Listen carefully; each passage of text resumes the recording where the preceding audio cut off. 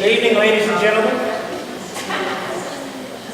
On behalf of Land Trust and the Tiverton Open Spaces Commission, welcome to our evening presentation in I hope, a long series of fascinating topics that we're hoping you'll enjoy and it will increase your awareness of the environment, beautiful habitats we have here in Tiverton, and help us, support us in our efforts to preserve those. That's what the basic function of the Tiverton Land Trust and the Open Space Commission is. For those of you who may not be interested, may not be aware of what we do, the Tiverton Open Space Commission is the town organization appointed by the town council that preserves local habitat for passive recreation. And Tiverton Land Trust, of course, is the private not-for-profit organization who does the same thing. Why do we have two of them?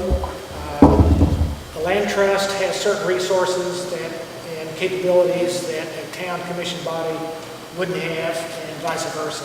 So we're really doing the same thing, and we have parallel missions, but just a little different resources we can tap and methods and constraints, actually, in some cases. So between the two of us, we've preserved Weedomoo Woods, which is managed by the Open Space Commission. Part of Great Preserve is the flagship property of the Tiverton Land Trust. There's lots of information on the table back there, and in fact, the president of the Land Trust is here, so if you have any questions afterwards, I'm sure she'd be delighted to talk with you. If you brought your checkbook, no, I guess we're not supposed to do that. Anyway, welcome. Glad that you're here. We are very, very fortunate tonight to have one of the leading recognized bird experts in the East with us. I guess we're also very, very fortunate for another reason, and that is that there's no Red Sox game tonight.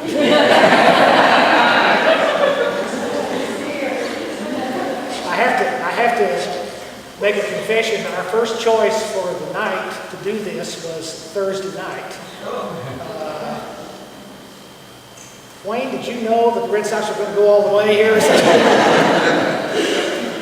I think now we'll be able to give our undivided attention to the program, and I'm sure you'll enjoy it.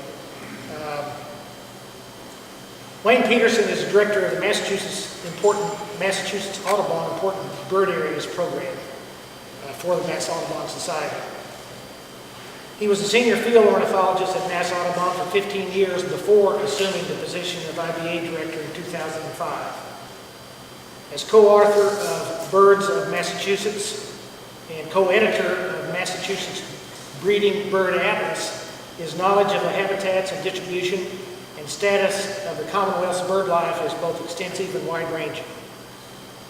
A New England regional editor for North American Birds magazine and editor of the New England Christmas Bird Count, Wayne's knowledge of the seasonal distribution of New England bird life gives him a wide perspective when thinking about important bird areas in the state and beyond. He currently chairs the Massachusetts Avian Records Committee and is an associate member of the Massachusetts Natural Heritage and Endangered Species Advisory Committee. In 2005, Wayne was the recipient of the American Birding Association's Ludlow Griscom Award for outstanding contributions in regional ornithology.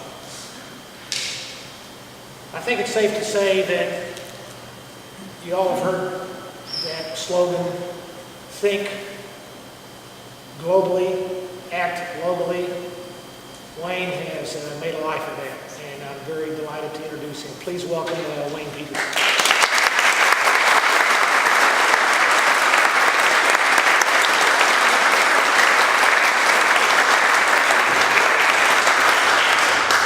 Well, thank you very much. It's indeed a pleasure to be here. Thank you to Virginia and Gary for inviting me here. We just enjoyed a very pleasant meeting, and obviously Ginger Lucy prepared those wonderful posters of publicity. I was stunned. I actually bumped this along to our media people at Mass Audubon so they could see what, crackerjack work folks down here were able to do. In any case, this is a real opportunity. Gary approached me in the summer of this has been a work in progress for quite some time. He explained a little bit about the Tiverton Land Trust and some of the resources that I now have come to appreciate in the last couple of hours to a far greater extent than ever before. And it was with the idea in mind that it might be worth you folks hearing a little bit about the program that I'm responsible for in Massachusetts, right over the line. As I'll describe in a few minutes, one of our important bird areas in the Commonwealth of Massachusetts actually includes our Mass Audubon Allen's Pond Wildlife Sanctuary and the Westport River watershed, so that we're right on the line here of proximity and involvement. What I'd like to do, first of all, is to just give you a little bit of background before I go to these images having to do with the genesis of the Important Bird Areas program, the IBA program. I should point out right at the outset that this is not unique to Massachusetts. It's not unique to the United States. In fact, it is a global bird conservation initiative that was established in the 1980s in the UK. I don't know if there are any of you that are Brits in the audience, but for those of us who are in bird conservation and natural history endeavors generally, we always have to say, let's see how the Brits did it because they did it first, and they usually do it, I dare say, best. In any case, a British-based organization called BirdLife International, which is an organization that, by its namesake, is concerned with bird conservation around the world and works with partners all around the world. They were the ones that first sort of came up with the concept of an IBA agenda. And the concept was one that basically said, let's see if we can come up with a protocol and criteria that can be basically applied anywhere on the surface of planet Earth as a way of prioritizing bird habitats. So that during that span in the early 80s when they began to put this together, they essentially tested the IBA effort in the UK and in Europe. And the product of that first effort were two yellow page telephone book size digests of IBAs in Europe and in the UK that are pulling together a huge amount of information about sites and the characteristics of those sites and why they're important to birds and so forth. That whole effort and agenda was deemed sufficiently successful that they took it on the road, and now, how many years later, the IBA program, as I'll mention again in a few minutes, has become sort of an international currency for thinking about ways to think about bird conservation. So that in the 1990s, the IBA program came across the pond to the United States. The National Audubon Society, and I have to underscore the fact that here in Rhode Island and in neighboring Massachusetts, our two Audubon societies are not affiliated with the National Audubon Society, but in the case of Mass Audubon, we are working in concert with National to move the IBA agenda forward. In any case, the National Audubon Society is the U.S. partner with BirdLife, and in fact now, most of the states in the United States are in some degree of progress in terms of moving the IBA agenda forward here in the states. So I'm not going to say any more about it than that for the moment, other than to indicate that in the early 90s, the first two states that sort of essentially finished the first round of the IBA effort were Pennsylvania and New York State. In fact, New York State has actually now published their second IBA book. They have actually gone through 2 iterations, and increasingly more and more states are producing publications that are appropriate to the IBA effort. And every state is doing it a little differently. Some of them are doing electronic types of digests of information, others are doing hard copy. Some of them are expansive, some of them are much more abbreviated. Again, I'm getting a little ahead of myself, but I did want to make it clear that what I'm going to be talking about this evening is not something that is unique to Massachusetts or to Mass Audubon, and in fact is part of a much greater global bird conservation effort. Now, if I could ask you, Ginger, to back up one slide, and now we can dim the lights. By the way, can you folks hear me all right? All right, because we have an issue with the sound system here this evening through no fault of our IT people, but rather a locked door. Before I get into my shtick, as it were, I'd like to underscore for you something that is appropriate to not just Massachusetts, really not even necessarily New England, but rather, let's say the northeastern United States and arguably points beyond. As far as birds are concerned, there are a number of things that are increasingly putting upon bird populations. And for those of you who read the newspapers and any of the popular media or watch programs on television and so forth and so on, you're probably increasingly aware or being bombarded by the fact that a lot of birds are declining. And all I've done here is to bullet some of the many, some of the most important things that are increasingly problematic to birds. Fragmentation and loss of habitat.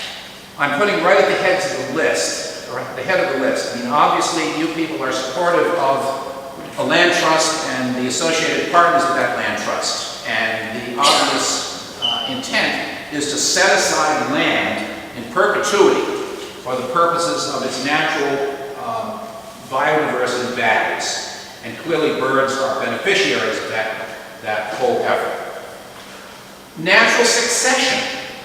Gary and I were talking at dinner about some of the issues associated with what is completely natural and yet can in fact put pressure on one bird species or guild of birds or another. For those of you who have never been fortunate enough to visit Gary at his home, he has a working experiment that goes back for over 20 years where he basically started with a fallow meadow that he is allowed to succeed and has sort of manipulated in ways that will give a natural look to what happens to landscapes in southern New England if they're allowed to succeed. And that's a wonderful thing for bird species that aren't grassland species, for example. And right now, it's not a bad thing for birds that live in what we call scrubland or early succession habitats. But in another 20 to 50 to 100 years, Gary's backyard is going to be a different place. And as a result of the kinds of things that we're seeing in the microcosmic level at his place, imagine the greater landscape of Rhode Island and Massachusetts and New England from the 1600s when the Pilgrims arrived to now. Lots of change. And one of them is succession, the replacement of various plant species over time. Glass and tall lighted structures. Lots and lots of migratory birds. The majority, in fact, certainly of the small birds, migrate at night. And it has been increasingly demonstrated that they are highly vulnerable to lighted structures, tall towers, and as you know, cell towers and communication towers are bristling increasingly from 1 month to the next across the country. This is only upping the ante in terms of the mortality of bird strikes at these kinds of situations, or in tall lighted structures such as we find in cities. So that this is another issue. Towers, wind farms, and related obstacles. I'm sure some of you are acutely aware of some of the major wind farm proposals that are currently on the docket in Massachusetts, and I'm sure in Rhode Island as well, and the potential threat that they could cause for migratory birds or birds and other animals like bats, for example, in many of the situations where these sites are being proposed to be located. And of course, there's a conundrum here because most of us in this room probably would argue that, hey, green energy is good. If we don't have to use fossil fuel, that's a good thing. So we look to some of the alternatives, and obviously we've seen nuclear power historically, and that kind of came and went in terms of its popularity. now wind is certainly a biggie, since we're not in a position to do hydro the way some of the northern states are that have big rivers and that kind of thing. So, you know, you say, well, aren't these wind towers that are going to generate all this electricity without burning fossil fuel a good thing? Well, maybe they are, maybe they aren't. So, another whole issue. Invasive species. For birds, obviously, we already have some stellar characters, the European starling, the house sparrow, for example. Here in Rhode Island, you guys have lots of mute swans. And great, if you're having a wedding and you have a pond and it's nice to see the swans float around the pond, the U.S. Fish and Wildlife Service, on the other hand, is trying to get rid of them because we've got far too many in the flyway. And remember, they're non-native, they're an avian Japanese beetle, and they are not necessarily good guys. So there are issues with invasive species. Cats and human camp followers, raccoons, skunks, possums, mega predators, huge losses in bird populations of small mammals to, you know, your cat, which you love to let out the front door while you're feeding birds in the backyard, thinking that there the two shall meet. Wrong.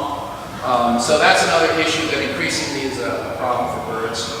White-tailed deer, everybody loves deer, unless you happen to have a garden, or unless you happen to have Lyme disease, or any number of other things as a consequence of an increasingly inflated white-tailed deer population, and deer are doing a huge amount of damage in many forested situations. Pennsylvania is probably one of the prototypes for forest destruction as a result of what they're doing to the understory in many woodlands, rare native plant species, orchids. Deer love to nibble on orchids and lady slippers and all sorts of things, so that there's an overgrazing issue.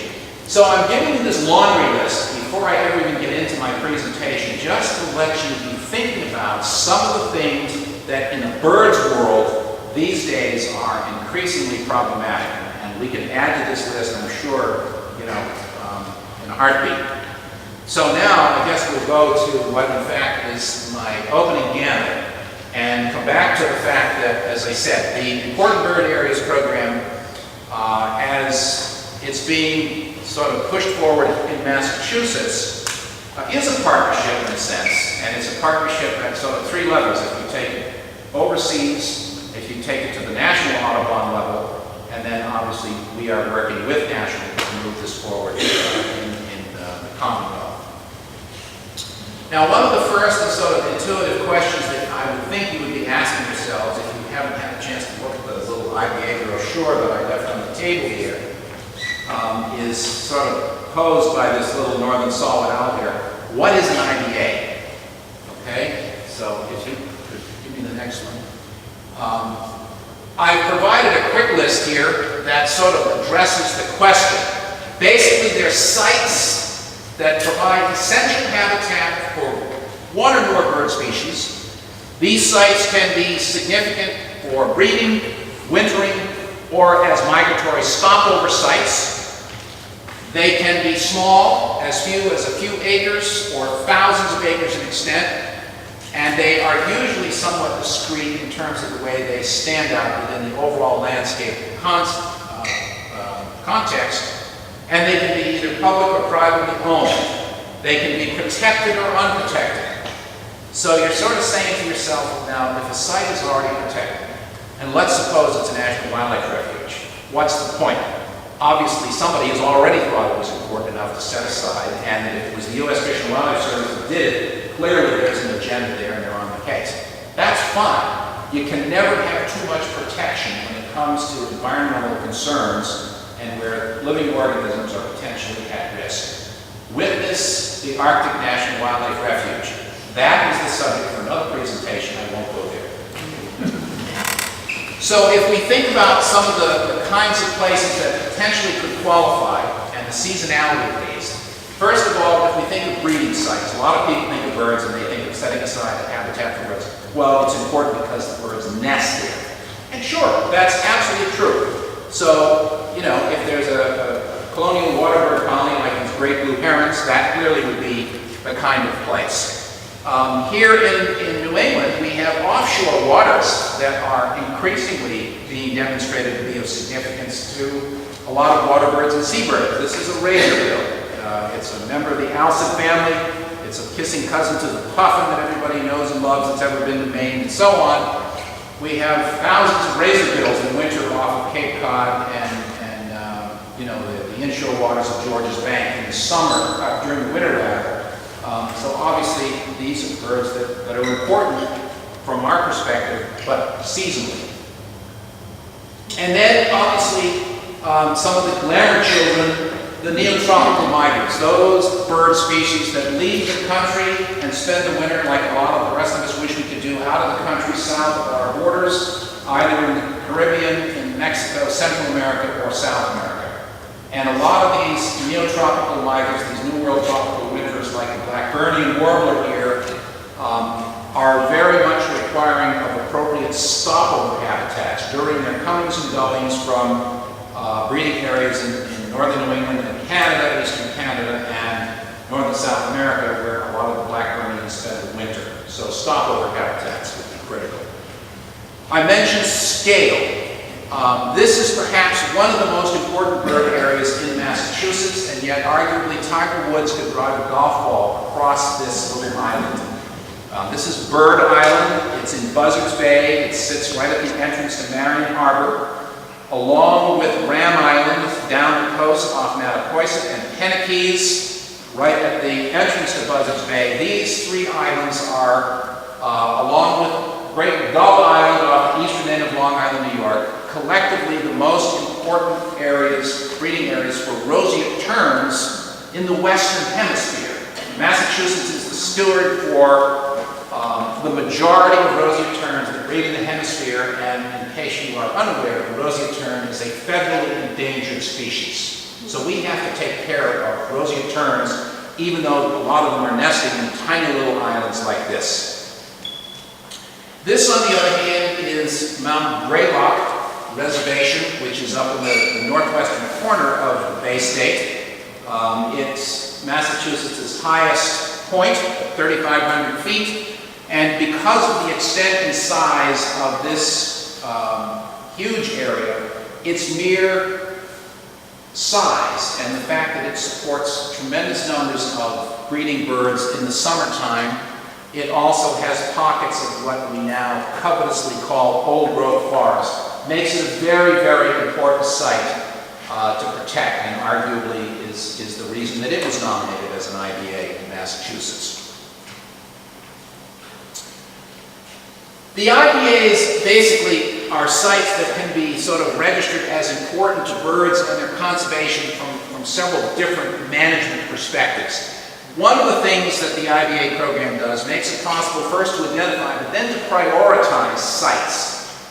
Again, at dinner with Gary and his wife, we were talking about the whole notion that places like Tiverton, Rhode Island, for example, we had the maps out on the table and we were looking at the tremendous amount of green open space in this community.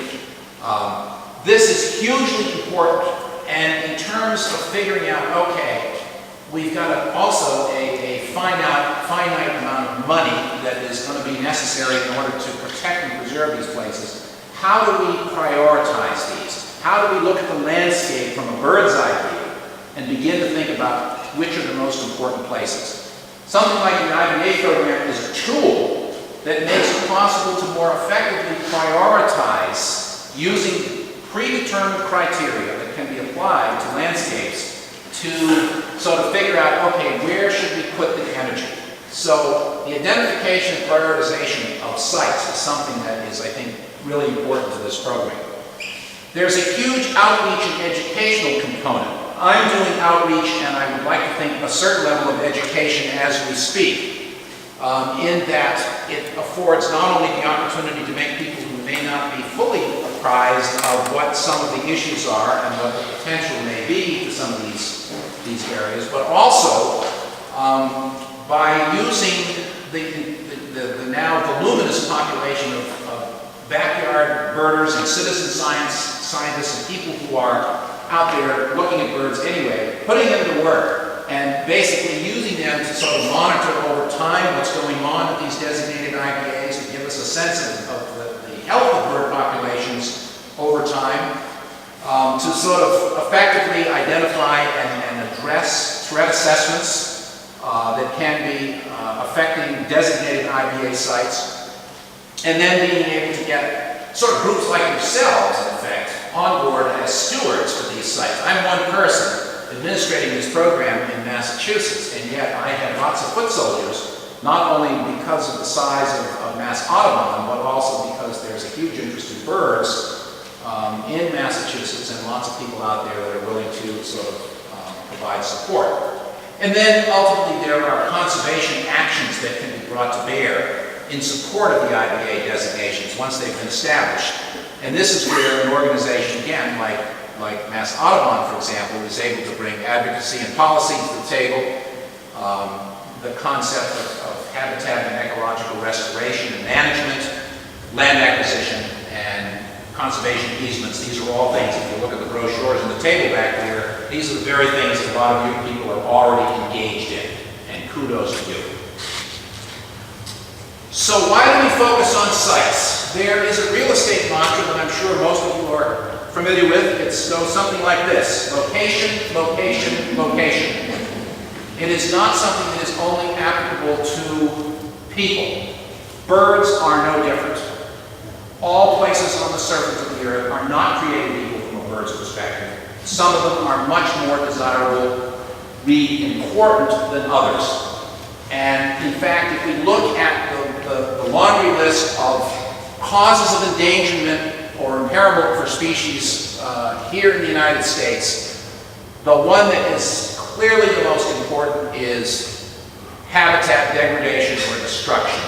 Enter the value of a land trust. Hello, this is not rocket science, ladies and gentlemen. This is sort of intuitive, okay? And they cascade down exotic species. As we walked around Gary's property, he's pointing out, the borsonberry here, and the Norway maples there, and the dandelions in the lawn, and all these things that if he had a magic wand, they'd like to make them disappear.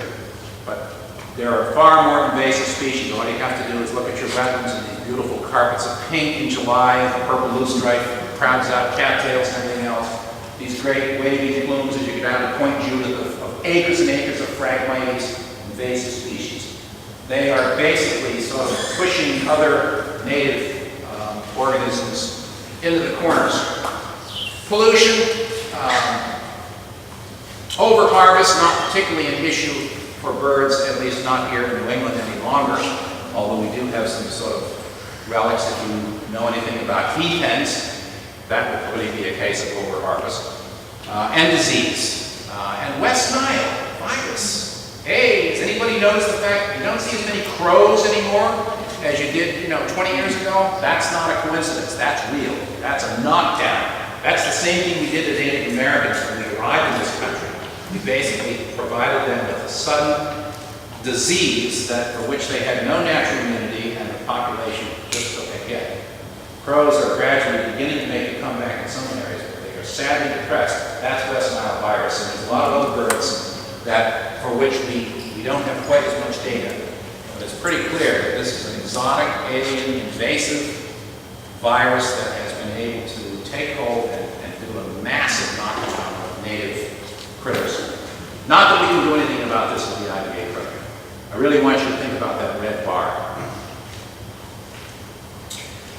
The criteria for establishing important bird areas are essentially done in kind of a hierarchical fashion. When the partnership between National Audubon and the American Bird Conservancy was established, and the American Bird Conservancy was the sort of predecessor to the National Audubon Society hooked up with BirdLife International. They, ABC, American Bird Conservancy, published a book, The 500 Most Important Bird Areas in the United States, so that if you were to use this book as sort of a source of information, this would give you some of the best on a continental scale. What we're doing now at the state level is basically beginning to identify those sites that are going to sort of fit into the criteria that I've been sort of talking about and that I alluded to a few minutes. In other words, they will be flexible and designed to meet state objectives. Next one, please. I use the term global currency for site protection, and because this is now an international agenda for people who are engaged in bird conservation, if you use the acronym IBA, they know what you're talking about. It is something that's no longer sort of mystical. You people probably prior to tonight, maybe none of you ever heard of the Important Bird Area Program.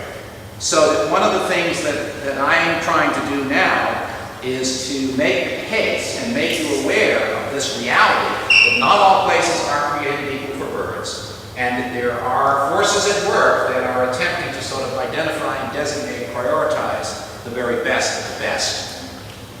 To date, there are more than 7,000 IBAs that have been identified in 167 countries. Now that has nothing to do with the IBA program at the level that I'm working with it, but that's BirdLife International's greater agenda. If you sort of look at the dots, I realize if you're in the back of the room, it's hard to see all of these things, but the sense is that we've got a lot of IBAs already identified here in the United States. Latin America is well on its way. Mexico has already completed a major IBA agenda. There's lots going on in Africa. The Middle East was one, believe it or not, was one of the earlier into the pool and to actually finalize an IBA effort. So this is something that's definitely gaining momentum. It is with a certain amount of I'm not sure what the word is here, but currently there are only 2 states in the United States that have not started an IBA program. One of them happens to be the smallest state in the United States. I'm not going to give you any more clues. The other one happens to be the one that is in the geographic center of the country. So, you know, you can do whatever you want with that information, but all I would suggest is that if you look at the United States and look at the green, the colors are coded here based on how far along they are in the project. And from back there, I can't read, but the purple ones, I realize it's sufficiently small, it's hard to see, is in the nest building stage. Okay? But as you work your way up, they have these interesting little designations which are sufficiently fuzzy that I can't read them all here. But in any case, you get the sense that most states in the country now are in some degree or in some stage or another of moving this program forward. And this gives you some sense of where a lot of these sites are and the fact that some of them have actually already reached the global level of importance. They've been identified to be at that level within that hierarchy of global, continental, and then state. Okay? So how does the process actually work? In 2001, when Mass Audubon decided, okay, we're going to take this on, the process is pretty much the same as it would be in any other state or really at the country level, the national level, in many areas that are not as large as the United States. First of all, you need a state IBA coordinator. Well, that would be me at the moment. At the time that we started the project, there were 3 of us. And as the cast of characters and personnel have changed and so forth and so on, I am the sole survivor at the moment, shall we say. In any case, one of the first things that we did was to establish a technical committee. And the technical committee basically was a brain trust of bird brains that included representation from the Bay to the Berkshires in Massachusetts. In other words, we wanted to get geographical coverage. We wanted to get agency representation from the likes of the National Park Service, the U.S. Fish and Wildlife Service. We wanted to get non-profit, not-for-profit organizations like TNC and the trustees of reservations, land trusts, and knowledgeable birders. We wanted to get these people to the table to think about the process of identifying those sites in Massachusetts. And I could drop in the word Rhode Island here, but I'm going to say Massachusetts because I've been there and done that. That basically met the criteria that I will describe in more detail for you in just a few minutes. And then having done that, prioritizing those nominated sites, those sites that seem to be potentially appropriate. and then ultimately designating them as IBAs. We currently have 79 designated IBAs in Massachusetts. If you look at the brochure that I gave you inside, you'll see these little dots. Those, in fact, show you the geographical location of those sites. And if you want more information, you can go to our website and you can get downloadable PDF maps of each of those sites, information about them, pictures of some of the signature species, and so on. Then, beginning to go out and raise awareness of the program, that's kind of where we are now, getting groups, friends-type groups, and local bird clubs and so forth around the state to potentially consider adopting an IBA and taking on some of the stewardship responsibilities that I, as an individual, or even Mass Audubon as an organization, can't do alone. And then ultimately begin the sort of thankless task of monitoring them over time, because if there is no efficacy involved in the process, you're really not going to have any sense of whether what you've done by designating these sites is of any value. So by getting sort of ground truthing and monitoring over time what's happening to bird populations in these sites, this is the only way that as the years roll on, we're going to know whether our effort in identifying them was valid or whether we're making any difference to bird conservation on the ground. So this just gives you a long list of some of the kinds of people that potentially participated or could participate in these technical committees. And again, they're sort of all the players that you would expect and would hope would be represented.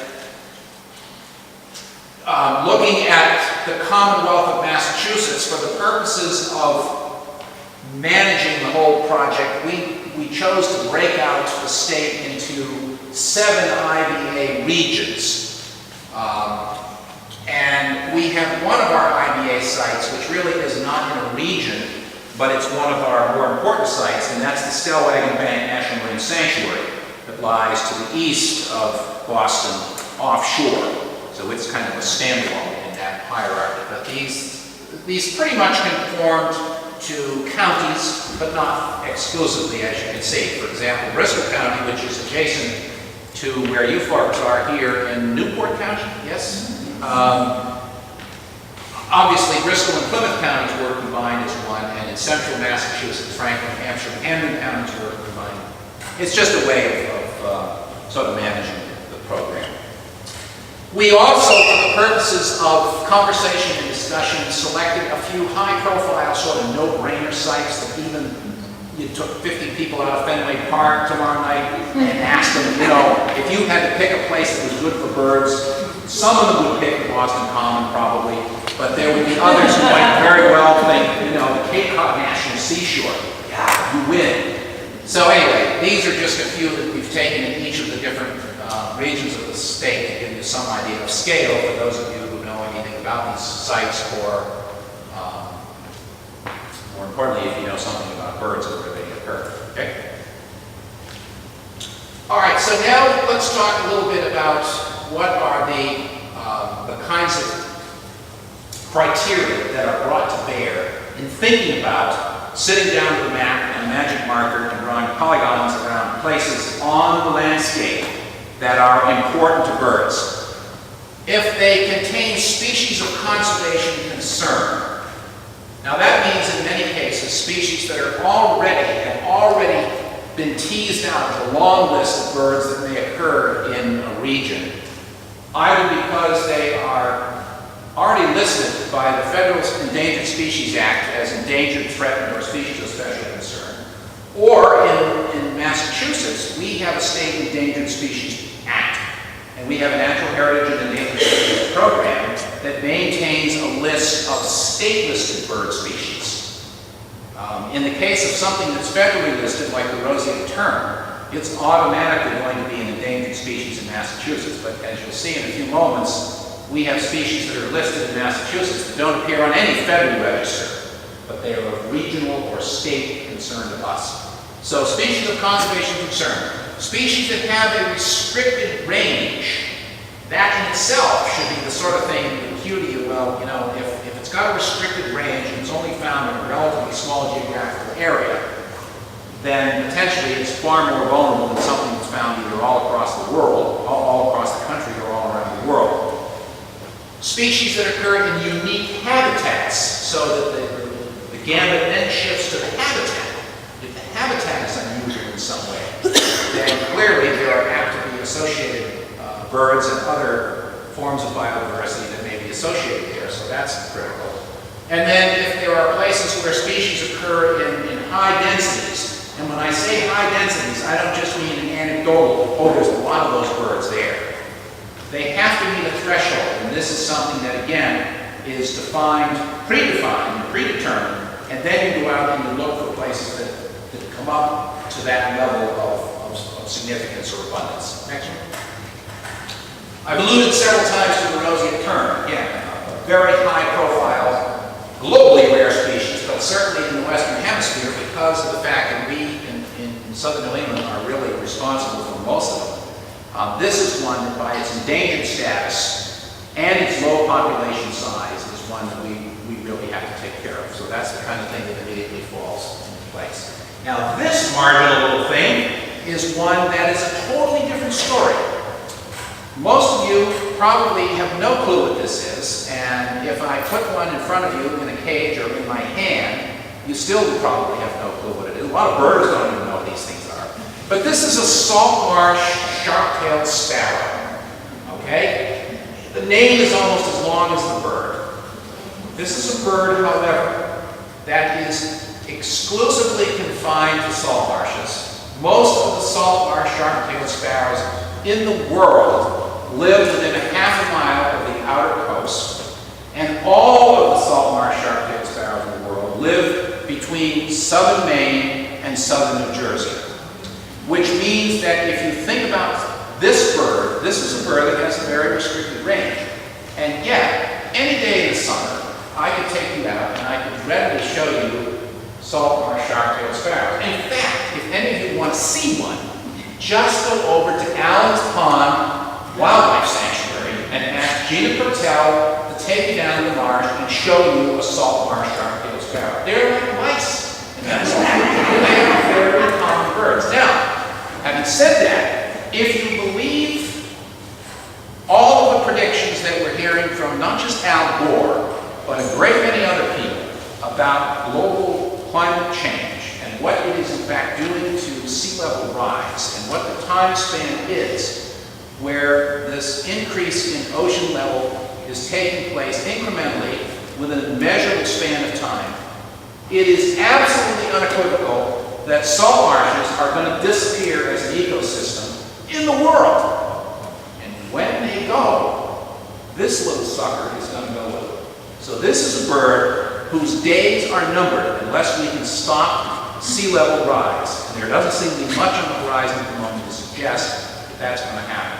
So not only are we going to lose our salt marshes and the front line of our coastal areas as increasingly the ocean begins to kind of reclaim the land, mangroves in the tropical areas in the southeastern United States, mangroves aren't going to do well as the water gets sort of higher and higher. So this is a little bird that even though right now it's pretty common within its rather restricted range, it's one that we got to pay attention to. So if we've got places where there's a lot of salt marsh sharp-tailed sparrows, we doggone well better say, hey, look, this is an IDA. Prairie warbler. This is another bird that has a fairly wide distribution in sort of eastern North America, but it's a specialist. It likes a habitat type that, again, in New England is practically unique. Pine barrens. North Carolina, New Jersey is the motherlode, Massachusetts, little pockets as far north as Nova Scotia. All the pine barrens on the planet are located in that stretch. This is a pine barren specialist. It loves early successional habitats and it's particularly abundant in pine barrens. So where there are pine barrens and all of the associated birds that live in pine barrens, that's the kind of place where, as a habitat type, we need to pay attention, and we need to pay attention not just because of prairie warblers, but a lot of the other birds that live in those places as well. Now, I alluded to wind farms and the fact that there are some very significant wind farm proposals currently that are in the wings as we speak. One of the most impressive is that that's being proposed for Nantucket Sound south of Cape Cod.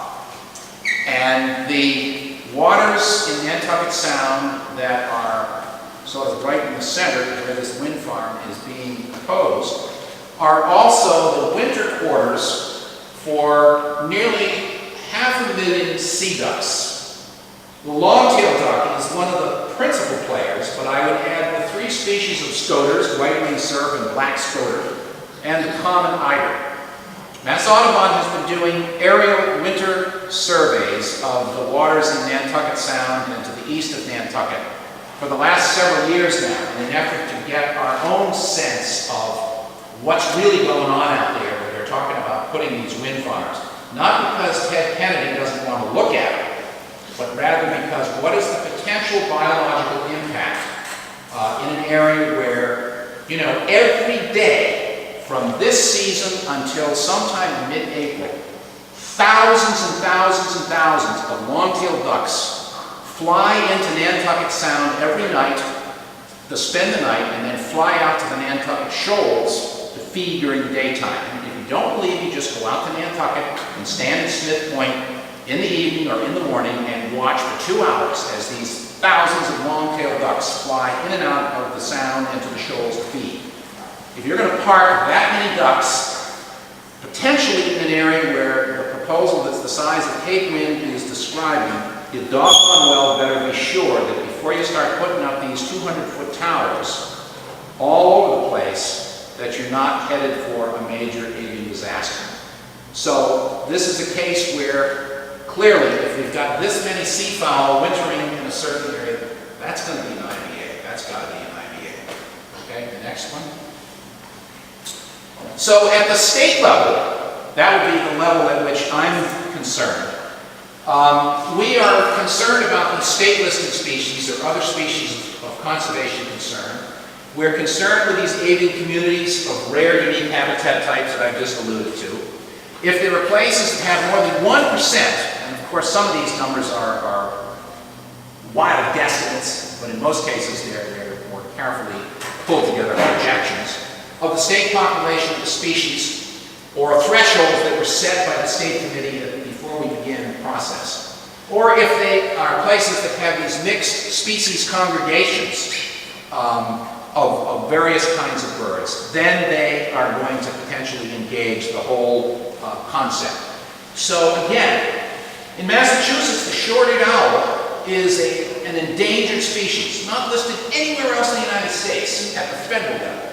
In our state, we're down to the point where I can count them on fingers on the breeding pairs, and they're all at places like Nantucket or Tuckernuck Island.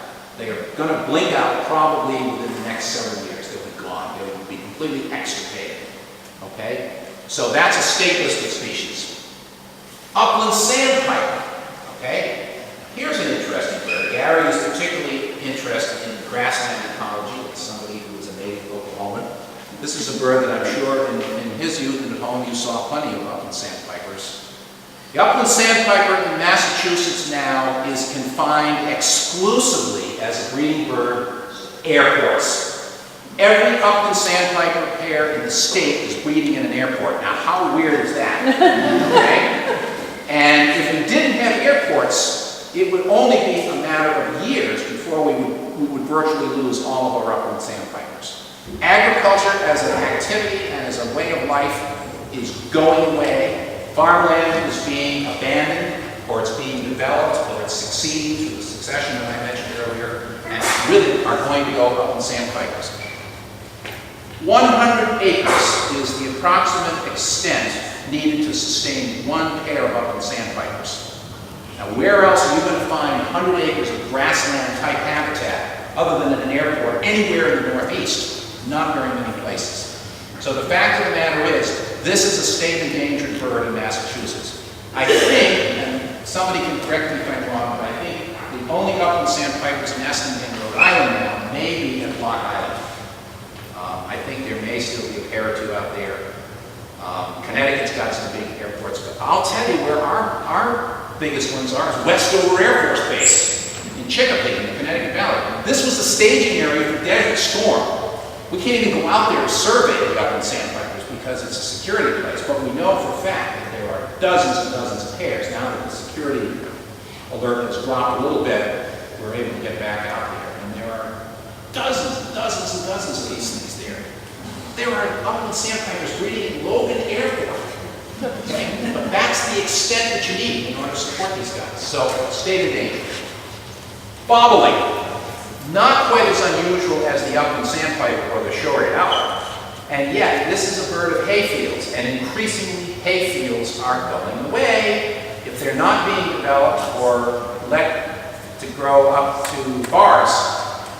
They're being mowed starting in late May and early June, and then again in early July, and yada yada, and the bobblings never have a chance to get off the ground. So they are requiring of stewardship, even though they are not yet state listed. This will be a bird to watch. This bird migrates farther south than any other songbird in North America. They winter in Bolivia and Argentina, where they are perceived as a pest. These beautiful male bobolinks change their plumage at this time of the year. They look like females. They're kind of brown and actually quite colorful, sort of a yellowish buff underneath and stripy. But they become what are called rice birds. That's all you need to hear. Anything that eats grain and is a flocking species, when it goes out of the country and goes to areas where there's lots of rice and other agricultural grain being grown, and you have huge numbers of these things. The bobolinks are blackbirds. They're a pest, and they are actively put upon because they're a flocking species. They roost in big flocks at night. They're easily persecuted. Bobolinks are in trouble. Wetland birds.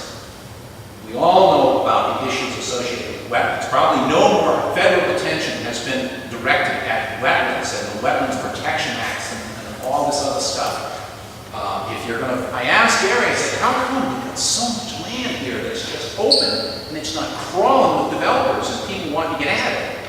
And he said, one of the reasons is because the terrain is sufficiently peppered and dotted with wetlands and you know, this kind of hilly sort of stuff. But the combination doesn't lend itself necessarily to that kind of thing. Well, in Massachusetts, it wouldn't stop them, let me tell you, considering themselves lucky. In any case, wetland birds are big. If you look at our natural heritage and endangered species list of state-listed species, a lot of them are wetland birds. Things like the American bittern, the least bittern, for example, which would apply in that category. A lot of the rails, the king rail, for example, the common moorhen, pie-billed grebe, these are all either endangered or threatened species. This one, the sora, is sort of in the waiting to be listed. These are all birds that live in these kind of habitats that have been drained, filled, desecrated, overrun with Phragmites, purple loosestrife, or just through natural eutrophication are changing to habitats that no longer support them. So they clearly are places that are important. I mentioned pine barrens and unique habitat types. Miles Standish State Forest in interior Plymouth County is one of the biggest and most contiguous pine barren habitats that we have in Massachusetts, and it has its whole suite of things. Some of the birds, like pine warblers, are common, if not abundant, and they're widespread, so that while they're signature species, the fact that we've got lots of them there means that that's an important reason for saving that kind of stuff. Eastern towhee, on the other hand, while it's common there, this is another bird that is showing very significant signs of regional, if not national, decline. And the reason is, this is what's called an early successional or a scrubland bird. In other words, there's kind of birds that like grasslands, like upland sandpipers and meadowlarks and bobolinks. And then you have forest birds, like the Blackburnian warbler and thrushes and rose-breasted grosbeaks and scarlet tanagers. But then you have these sort of transient species that are constantly moving around in a natural ecosystem to areas that are changing from grassland to forest. Scrublands, early successional habitat. Things like the eastern towhee. This is a bird that, while in some places they may be common, where they're common right now, they can come back in 10 or 20 years. Unless we do something to manage those habitats, they're going to become uncommon. And because we have such a love affair with Smokey the Bear, and because we've had fire suppression for so long, and because Native Americans are no longer burning the landscape for that sort of nutritional restorative benefit that comes from fire, the kinds of natural lighting fires where Native Americans burning areas that always maintain patches of early succession habitat historically, they're going away. So things that are in this suite of birds are problematic. I mentioned Stellwagen Bank National Marine Sanctuary, offshore species. You guys have Cox's Ledge in the areas to the south of Block Island. But there are pelagic birds, bird species like this greater shearwater that breeds in the southern hemisphere. All the greater shearwaters in the world breed in an archipelago called Tristan da Cunha that lies between Tierra del Fuego and Cape Town, South Africa, in the middle of the South Atlantic. And during the austral winter, which is our summer, all these greater shearwaters migrate north, up the west coast of South America, up the east coast of North America, east coast of South America, excuse me, into the waters of the Gulf of Maine and Georges Bank. And then gradually, late summer, they begin to work their way east across the Davis Strait, past Greenland, and then eventually down the coast of Europe and Africa, back into the southern hemisphere, right about now, to begin breeding. They're using the entire Atlantic Ocean like a giant figure eight. But for the period of time that they're here, we have a responsibility not to spill oil all over the place, not to pump PCBs into the waters of Stellwagen Bank where these things are foraging on bait fish, not to overfish our sand rats and menhaden that these things feed on. So we have to think about seabirds too. If you live in Iowa, if I were maintaining or responsible for the IBA program in Iowa or Idaho, greater shearwater wouldn't be on my radar screen. I wouldn't have to worry. But here in Massachusetts and in New England, where we have coast, and the same is true of California and Oregon and Washington and so on, they have to think about seabird conservation too. The little Wilson storm petrel is another one. These guys are the size of a swallow, and yet they breed in Antarctica. And they do the same thing that the greater shearwaters do. They're coming all the way north across the equator for their winter up here during our summer, and now they're fluttering their way back to Antarctica where they're going to nest in scree slopes on the Antarctic subcontinent. Just unbelievable. Even in the winter, the offshore waters are significant. This is a northern fulmar. This is a seabird that, if one were foolish enough to want to go out on a boat in January or February to Georges Bank and follow the commercial fishing boats around, there'd be hundreds and hundreds and hundreds of fulmars feeding in the bycatch of these commercial fishing vessels. But we don't see them. But they're out there, and they are birds clearly that we need to be concerned with. So. And then there are these migratory stopover sites. These places like the Monomoy National Wildlife Refuge on the elbow of Cape Cod in Chatham, the most important shorebird locality in New England and arguably one of the most important in the northeastern United States. Monomoy National Wildlife Refuge is like the busiest airport you can imagine. I'm not talking about the Green Airport. I'm talking about Miami International, Heathrow, LaGuardia, some of these places where you've got bazillions of people coming from all different directions there for one purpose, to catch a plane and go someplace else. Monomoy in early August is like any of those airports. There are thousands of shorebirds coming from as far away as Alaska to Atlantic Canada and stopping there for about 10 days to 2 weeks before a lot of them head for places like Brazil or Argentina or Tierra del Fuego. It's a hugely important migratory stopover site, maybe only for a relatively short span of time for shorebirds and sandpipers.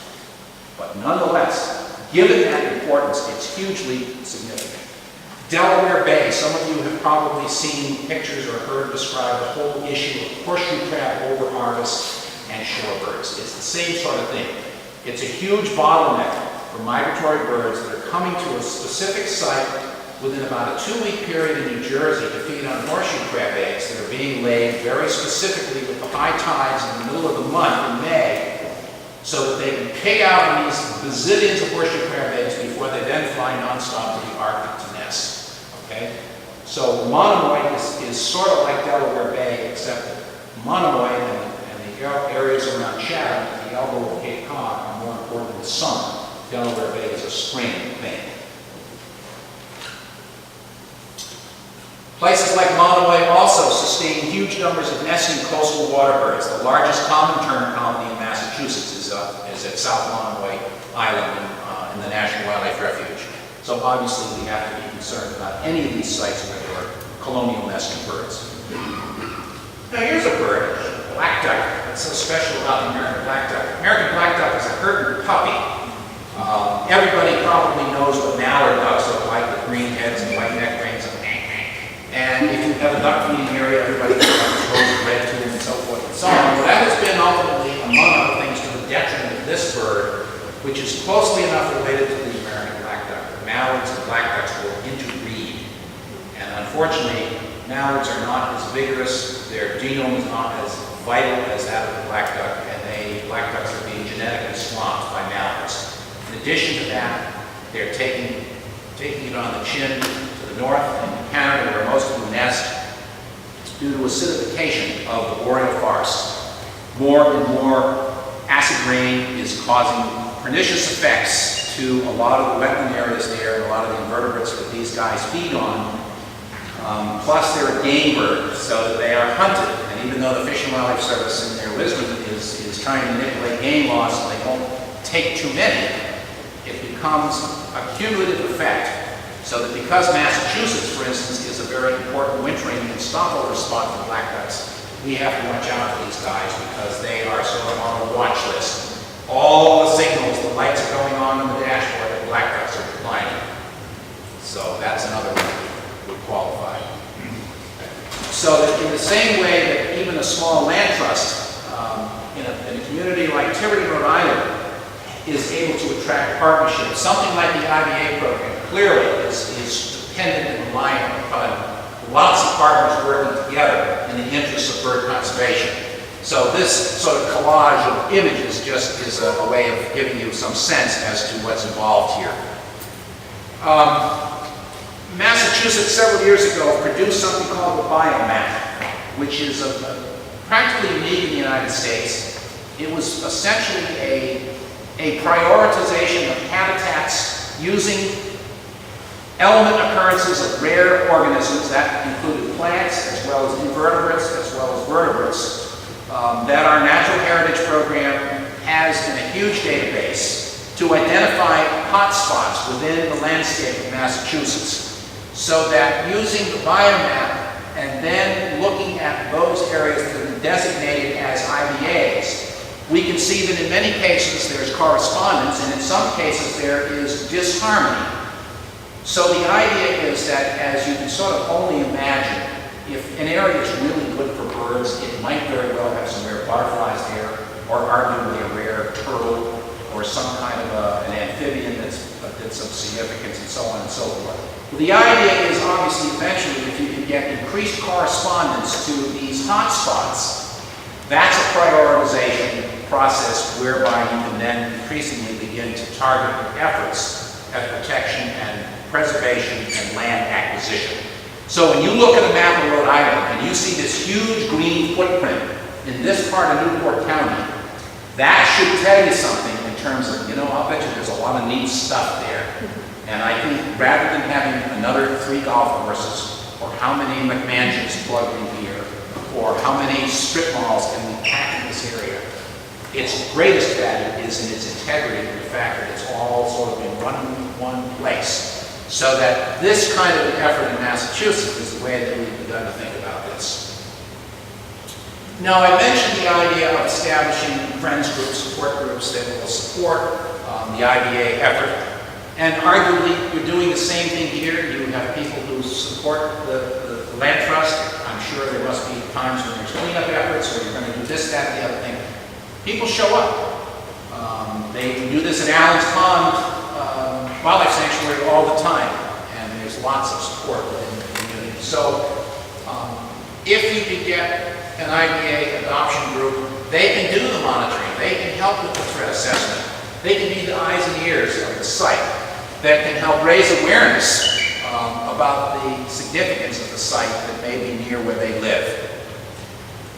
All kinds of things you can do, and I think this is probably part and parcel of some of the stuff that's being done right here at your land trust level. Brochures and books on the table, websites, magazine articles, products, t-shirts, hats, pins, recognition events, and so forth and so on. These are all things that can be done to sort of bring to the public's attention the importance of a local IBA site near where you may live or be. In terms of communicating with landowners, making presentations to neighbors, the community, the public at large, that's what we're doing here, by the way.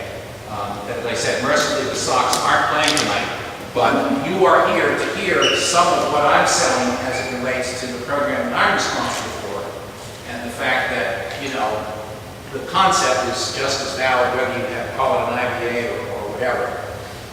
Creating materials and so forth and so on. These are all things that we're trying to foster this kind of support and effort. Little samplings here running along. Next. So who are the people that make up these groups? So they're people like you. They could be Audubon members, they could be bird club people, they could be friends of the National Wildlife Refuge, I would say friends of the Land Trust. They could be members of other existing big organizations, like the Sierra Club, for instance. They could be a single landowner, or they could be volunteers. So, again, you have to think out of the box in terms of who your allies are, or who they could be, and then bring them to the table to work on your behalf. And what are the things you can do? Well, I've sort of given you some suggestions, but that would be a look at some of the kinds of things that can be done to foster and keep the program moving.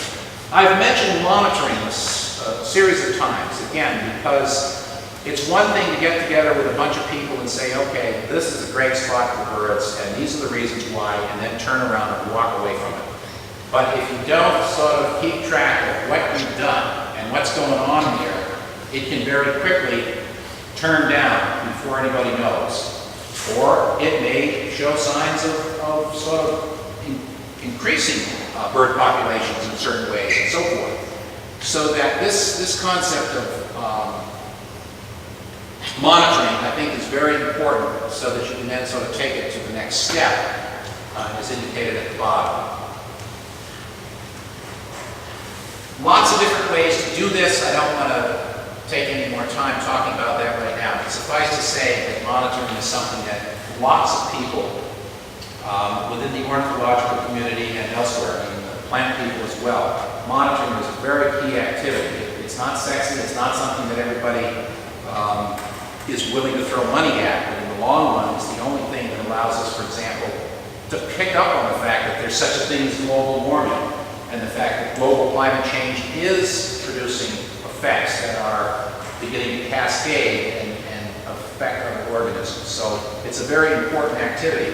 It could be monitoring of a hawk watching site, ridgetops.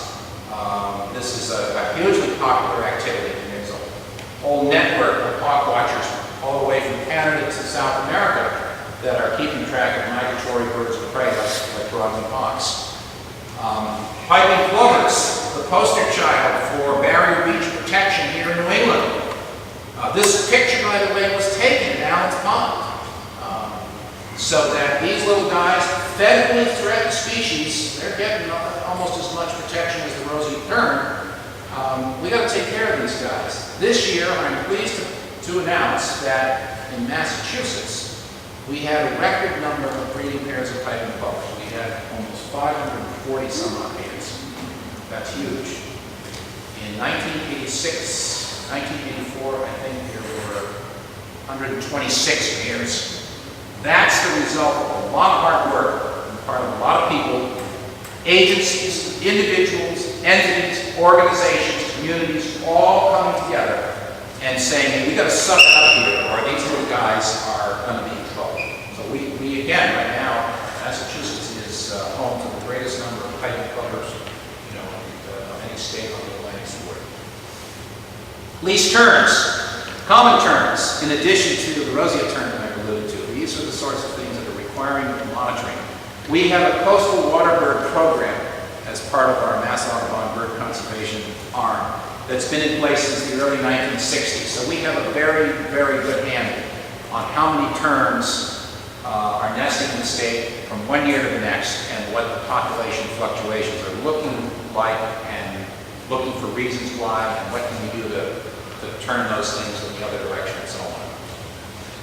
Songbirds are the most tedious of all because they're much harder to monitor, they're smaller, there's lots going on, they don't concentrate in the same areas. So things like blue-headed vireos, these things, that Mount Greylock image that I showed you early on, lots and lots of blue-headed vireos nesting in a place like that. Quabbin Reservoir, Boston's water supply, huge tract of sort of wilderness in central Massachusetts. Blue-headed vireo is a very common bird there. How many blue-headed vireos are living there? And how are their numbers changing from not just year to year, every 5 years, or decade to decade? That's the only way you're going to get at that is through some sort of systematic counting and monitoring. Management, restoration, and enhancement. This is something that we've alluded to a lot. Again, Gary and I were talking a lot about this at dinner in terms of what can you do to habitats to improve them for birds. We've sort of seen that the protection of habitat is the most important thing in terms of causes of imperilment for birds in this country. But so what can we do? How can we manage these things effectively? Well, the IBA program, first of all, gives us a lens that we can look and sort of focus on what are the needs of birds here and what's not happening, what is happening that's positive.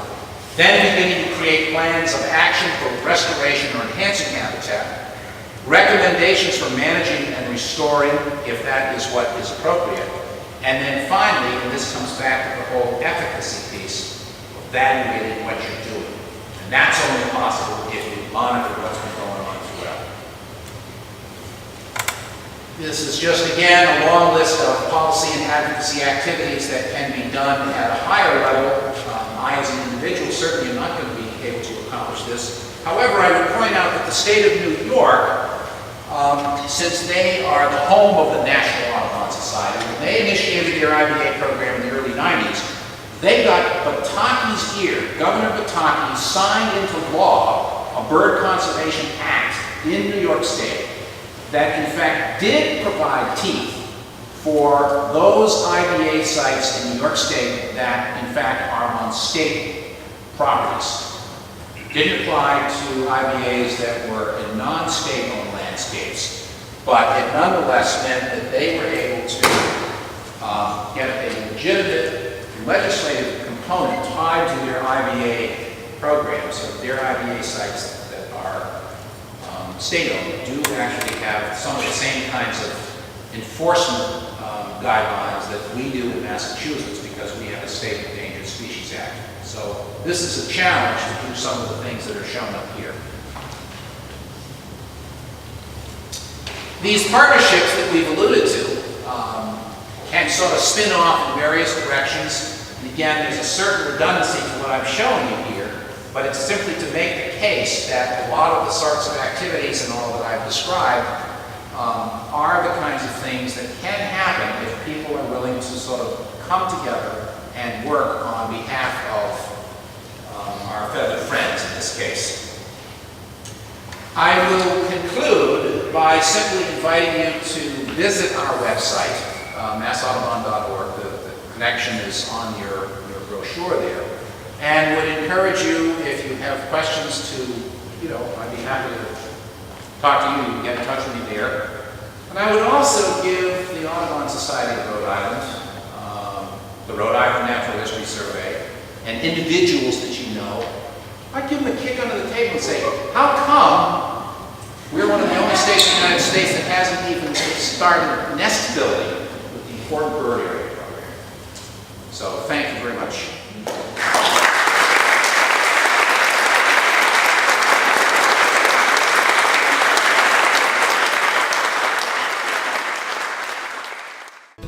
Tiverton Land Trust is an all-volunteer private organization dedicated to preserving land, open space in Tiverton, Rhode Island. We'd be delighted to have your support. We can be reached at area code 401-625-1300 or on the web www.tivertonlandtrust.org.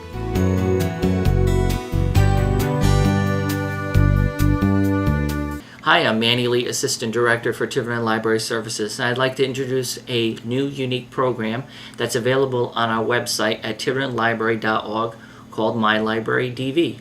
With a valid library card, you can access films, television programs, and award-winning documentaries. If you have any questions, please call the library at 401-625-6796 or access it on our website at tivertonlibrary.org.